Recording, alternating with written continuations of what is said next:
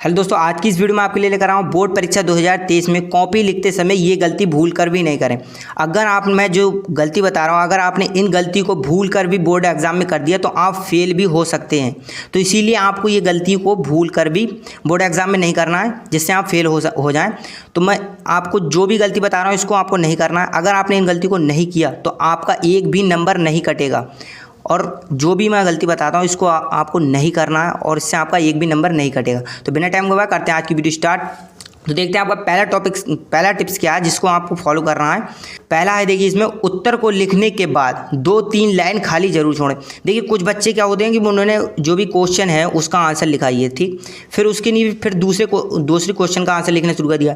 ऐसा आपको नहीं करना। इससे देखिए आपको क्या लगेगा कि एग्जामिनर को लगेगा ये एक ही आंसर है। ऐसा आपको बिल्कुल नहीं करना है। आपको क्या करना है, क्वेश्चन लिखना है, फिर उसका जो भी क्वेश्चन आपने लिखा फिर उसकी 1-2 लाइन आपको छोड़ देना है, फिर यहाँ आकर आपको क्वेश्चन लिखना है। इससे यह क्वेश्चन को जो भी एग्जामिनर है उसको क्वेश्चन आपको अलग ही दिखाई देगा। इसीलिए आपको 2-3 लाइन जरूर छोड़ना है, ठीक। फिर देखिए इसमें आपका दूसरा टॉपिक इस तरीके से रहेगा बोर्ड एग्जाम में कि सेक्शन जरूर लिखें। कुछ बच्चे होते हैं कि सेक्शन नहीं लिखते हैं, जैसे सेक्शन ए है, सेक्शन बी है, या खंड का खंड का। इस तरीके से जो भी सेक्शन आते हैं उनको आपको ज़रूर लिखना है, जिससे कि मतलब एग्जामिनर को पता चल जाए कि कौन से सेक्शन से लिया है। और उसके मोटा लिखें। जो भी सेक्शन आप लिख रहे हैं, जैसे सेक्शन मैंने यहाँ बी लिखा तो आपको इसको मोटा लिखना है। ये नहीं आपको सेक्शन लिखा आपने ए और उसको मतलब चला दिया, ऐसा नहीं करना। आपको जो भी सेक्शन लिख रहे हैं उसको हेडिंग से लिख लें या मतलब काली पेन से मोटा करके आपको लिखना है, ठीक। वो तीसरा टॉपिक आपका ये है, शब्द के अनुसार ही उत्तर लिखें। कुछ बच्चे होते हैं कि उन्होंने देखा कि मतलब हमें ये क्वेश्चन याद नहीं है तो वो उसमें गाने वगैरह या कुछ भी जो भी उनको स्टोरी समझ में आ रही है वो लिख देते हैं। ऐसा नहीं करना है। और आपको ये भी नहीं करना है कि क्वेश्चन को बड़ा लंबा लिखने के लिए आपको कुछ भी लिख दें। आपको जो भी चैप्टर, अगर आपने देखिए चैप्टर पढ़ा होगा तो चैप्टर के अनुसार आप उत्तर को लिखें, चाहे आप गलत ही क्यों ना लिखें, पर चैप्टर के अनुसार ही लिखें। जो भी उसमें क्वेश्चन में आपसे पूछा जा रहा है बस वही लिखें आपको, ठीक। तो आपका ऐसा नहीं करना है कि शब्द के अनुसार ही आपको उत्तर लिखना है, ठीक। फिर आपका इसमें चौथा टॉपिक इस तरीके रहेगा, कॉपी को शुद्ध और साफ लिखें। देखिए अगर आपने बोर्ड एग्जाम में कॉपी को साफ लिखा है तो आपको एग्जामिनर आपसे इम्प्रेस हो जाएगा और आपको फुल मार्क्स देगा। अगर आपने गंदा तरीके से कॉपी को लिखा है तो आपके नंबर काट लेगा और इससे आप फेल भी हो सकते हैं, ठीक। तो आपको ऐसा नहीं करना, आपको कॉपी को साफ लिखना है। और देखिए अगर कॉपी को साफ लिखने के लिए आपका सबसे ज़्यादा मैटर करता है हैंड राइटिंग। अगर आपकी हैंड राइटिंग ठीक है तो आप कॉपी को साफ लिख सकते हैं।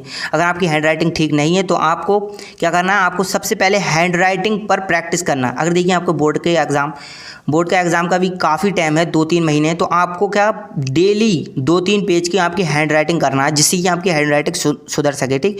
और इससे आपके क्वेश्चन को मतलब लिख कर याद करेंगे तो आपको आसानी से याद हो जाएगा, हैंड राइटिंग भी सुधर जाएगी। फिर क्या, कॉपी में ज़्यादा काट कूट ना करें।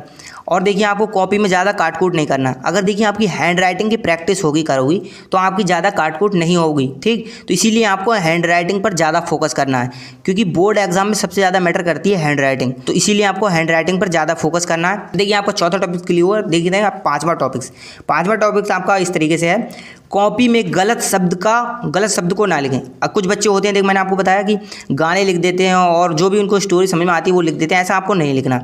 कॉपी में आपको गलत शब्द का बिल्कुल भी प्रयोग नहीं करना है। कुछ बच्चे सोचते हैं कि गलत शब्द लिख देते हैं या गाने वगैरह लिख देते हैं, क्वेश्चन बड़ा हो जाएगा और हमको नंबर मिल जाएगा।